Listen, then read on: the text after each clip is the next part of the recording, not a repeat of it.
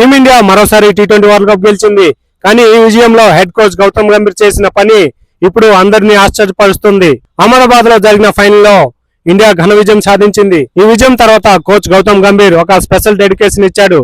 ఈ ట్రోఫీని నేను రాహుల్ ద్రావిడ్, వివిఎస్ లక్ష్మణ్ మరియు జైసాకి అంకితం చేస్తున్నానని గంభీర్ చెప్పుకొచ్చాడు.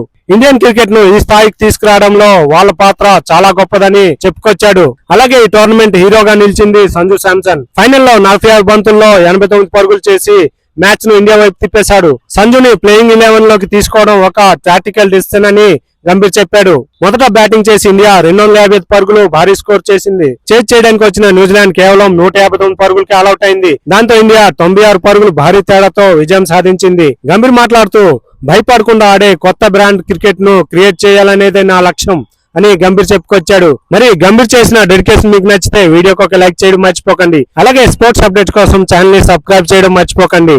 Thanks for watching.